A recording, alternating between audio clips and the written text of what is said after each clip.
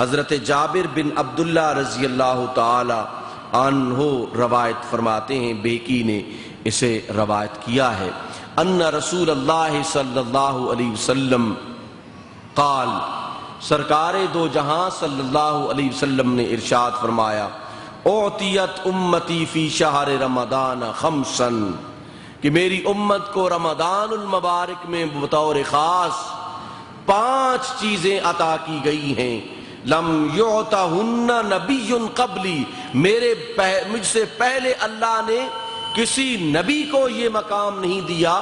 یہ 5 چیزیں نہ کسی نبی کو عطا فرمائیں اور نہ ہی کسی نبی کی امت کو اللہ نے عطا فرمائیں۔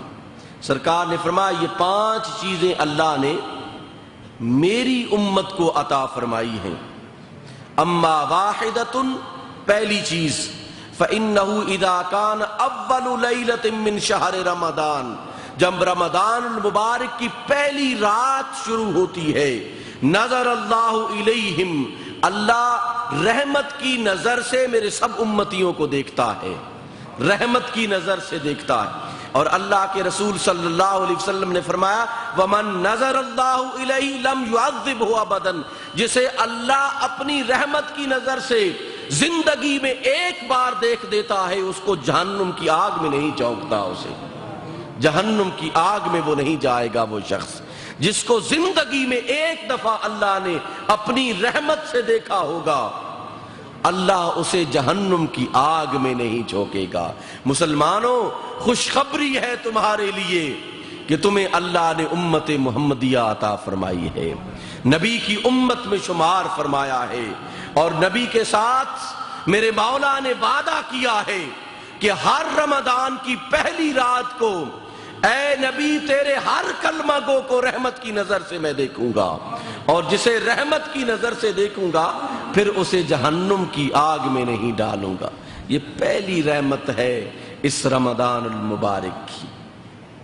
وَأَمَّا الثَّانِيَةُ، دوسری، فَإِنَّ خُلُوفَ أَفْوَاهِهِمْ حِينَ يُمْسُونَ أَطْيَبُ عِنْدَ اللَّهِ مِن رِّيحِ الْمِسْكِ، کہ شام کو جب ان کے منہ سے، اس فم معدہ سے، معدہ کے خالی ہونے کی وجہ سے ان کے منہ میں جو بو آتی ہے، اللہ فرماتا ہے یہ بو میرے لیے خوشبو، عطر، مسک کہتے ہیں، وہ خوشبو جو نہایت قیمتی خوشبو ہے، جسے کستوری کی خوشبو کہتے ہیں، جو کئی ہزار روپے تولہ بکتی ہے، اس عظیم خوشبو سے بڑھ کر اللہ جل شانہ فرماتے ہیں کہ مجھے ان صائمین کے معدوں سے اٹھنے والی جو بو ہے، کستوری سے بڑھ کر مجھے اچھی لگتی ہے یہ خوشبو۔ یہ دوسری خصوصیت ہے جو اللہ رمضان المبارک میں حضور کے امتیوں کو عطا فرماتا ہے۔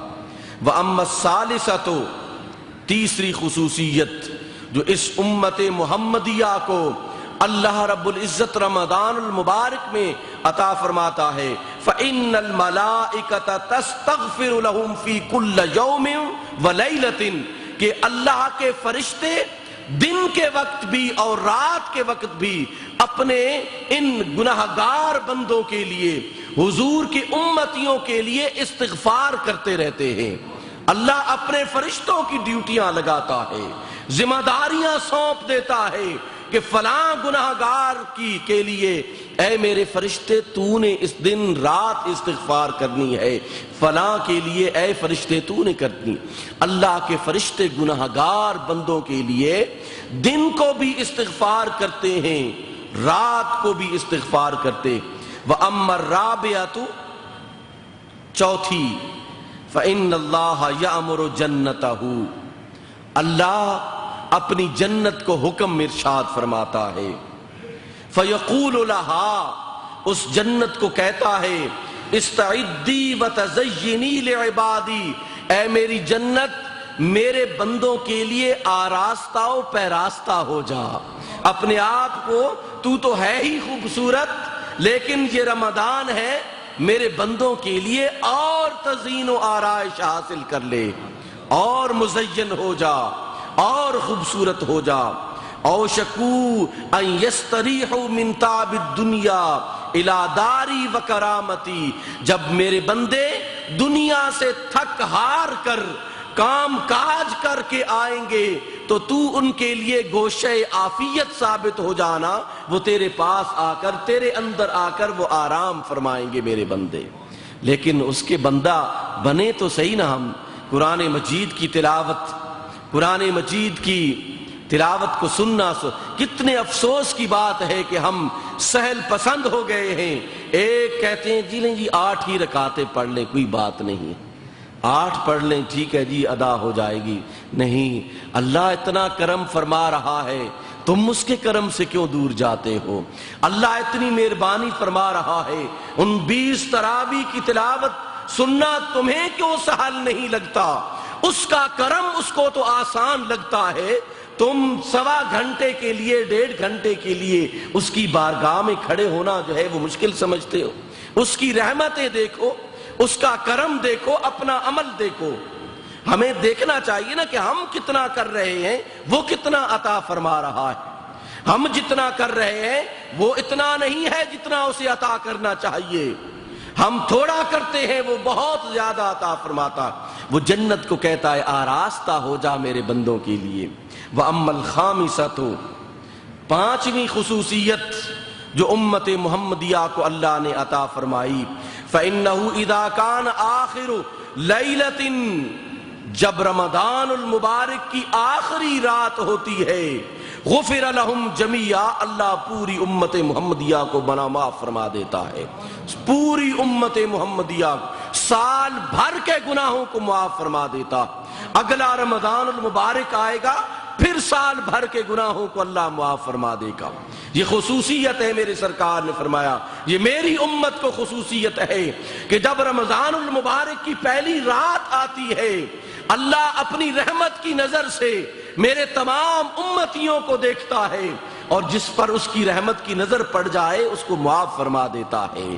اور پھر جب اس رمضان المبارک کی آخری رات ہوتی ہے، اللہ تمام میرے امتیوں کو معاف فرما دیتا ہے۔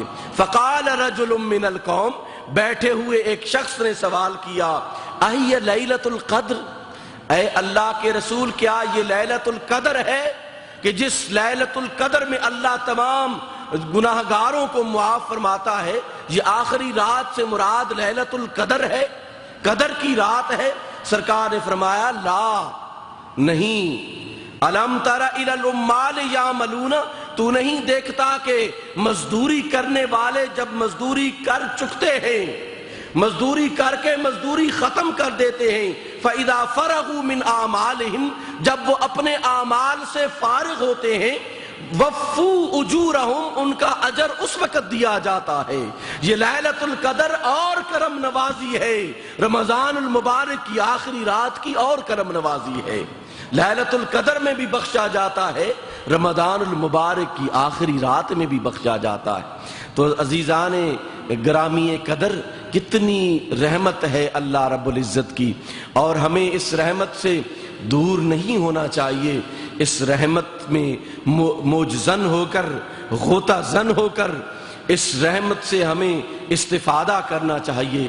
ہمیں رمضان المبارک کی برکتوں اور سعادتوں سے مستفیض ہونا چاہیے۔